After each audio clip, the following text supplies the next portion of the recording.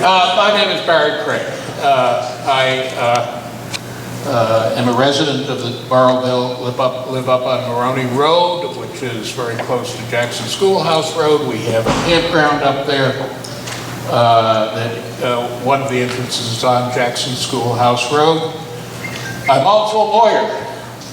I'm a member of the District of Columbia Bar, not the Rhode Island Bar. And I'm a trustee of the property that I just referred to. My family has been in Barrowville for over 100 years. My mother was born and educated here. My father was born and educated here. My aunt, who some of you may know, Helen Fairbrother Maroney, was a presence in this community for a long period of time. I left. I went to do other things. And in the process, I moved to Miami. I married a woman who had a power company background. Her family was FP&L Power Company. We moved to a house that was next to a power plant, or close to next to a power plant. Fortunately, while I could walk to it, it was a standby facility, the FP&L Cutler Ridge facility. So we didn't have much in the way of noise to worry about, although we did hear the venting. And the venting would make you just truly frightened. My law firm represented FP&L as its general counsel. I even have a fracking history, I must confess. I was once the manager of a fracking operation in Fentress County, Tennessee. What I would like you, and I got out as quickly as I can. What I would like to talk to you about are two things. The first is going to be quite boring, and that's other people have touched on it, and that is risk management. Finding out that the Passenger Utility Group has bought into assuming all responsibility for opening up this well was something I found absolutely fascinating. I hope that that's in the public record before the siting board. If not, I would suggest that it is grounds to dismiss the application because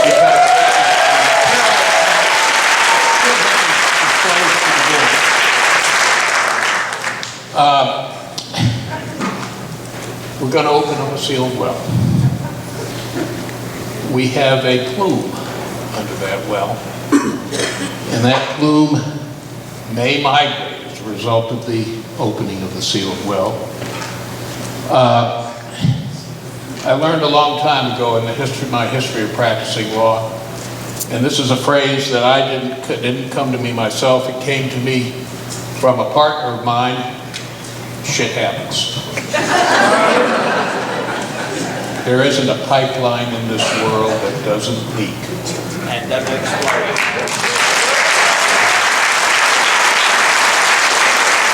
whether the Utility Board has accepted responsibility for this problem or not, it is your duty as a siting board to make certain that during the lifetime of this project, there are adequate assurances, and I'm talking about things like performance bonds, insurance, and the rest, that provide protection to the community, the town of Barrowville, and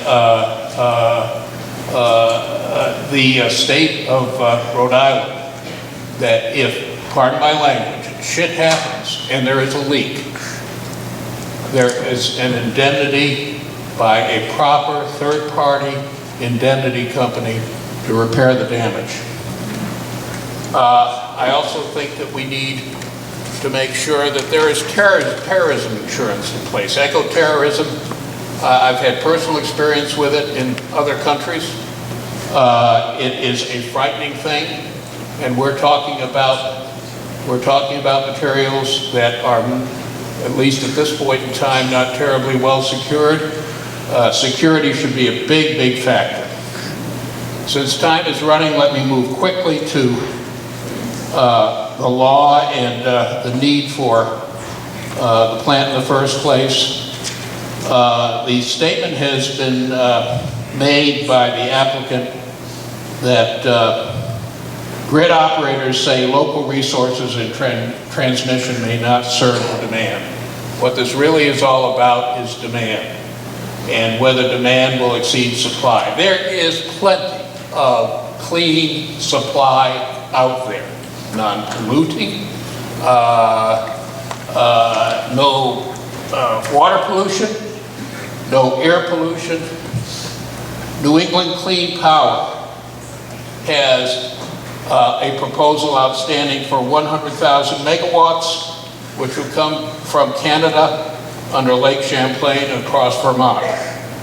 Northern Pass is a project to send 1,200 megawatts of electricity on mostly overhead power lines to southern New England markets, including Boston, Hartford, Providence, and Point South. Champlain Hudson Power Express, 1,000 megawatts, 330 miles, mostly under Lake Champlain and New York's Hudson River.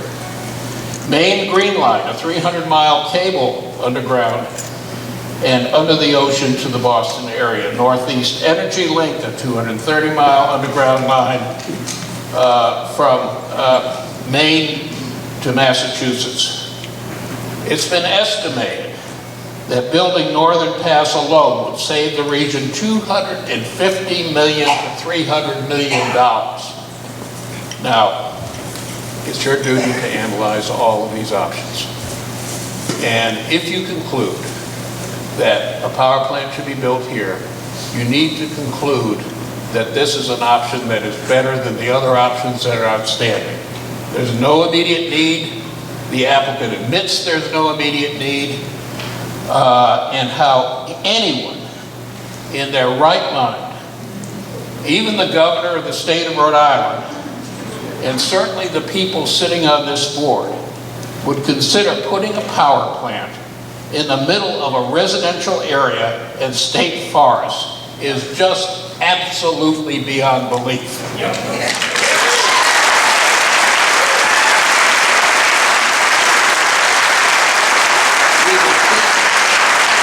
We would think that we are back in the 19th century. Thank you. Thank you.